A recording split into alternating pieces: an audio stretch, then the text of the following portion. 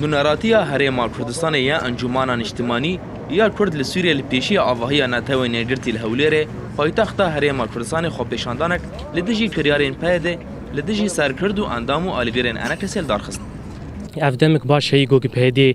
جوامرين انجمنا اجتماعيه كردي جو سياسه مداري جو سركردينا دغرن دخستن عبسو زندانا دي وتعذيبك تعذيب دنوانا وجو كون بينن كلك ظلم زولوانا كرن ام بيتري كوك انجمنا اجتماعيه كردي كما بليار داك ام فيدك خو بدن هاف حمو تنظيمات خو د حمو خلقي خو حمو دنگي خو بگينن جو ام كوك انجمنا اجتماعيه كردي ام دجي فيتشتينه ام دجي بسكنن جبر ما في مروفان نبي رنگي هانيه اف زغتكي كلك الانجمنا اجتماعيه كردنج بر كارو خبات وتكرن سعردو بهزاوي خرط اللي مخابن كوك بهديك بروجانا سكر دائما دقنقو حطنها تحبسو زنداني بينادنه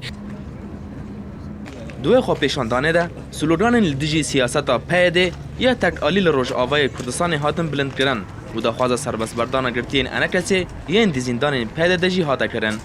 îro em amadebûna spasiya Encûmena Niştimaniya Kurdî dikim got bi vê çalakê herabû ji ber îro roja mafê mirova ye û em bînin gelek mirov di rojava de wa têne girtin gelek ciwan we zorê hat bine çekdariyê bi Rumûzê Kurda têne şewrandin ofîsên partiya têne şewrandin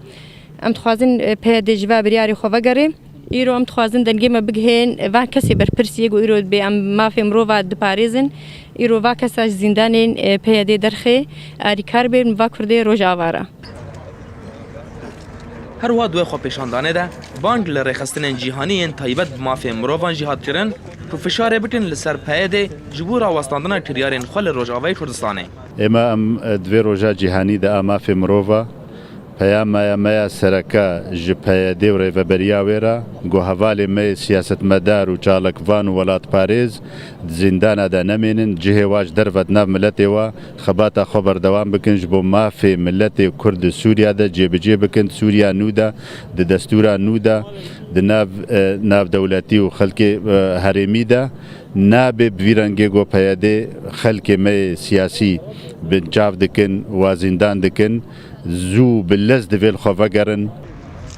Di heman xۆپێشاندانê de şandek ji nûneratiya Herêma Kurdistanê ya Enekesê nameyek radestî netewên nêgirtî kirin û tê de kiryarên peyedê ji bin pêkirina mafê mirovan ji sala 2011 de ta îsal eşkere kirin. Arman Şêran Ark, Hewlêr.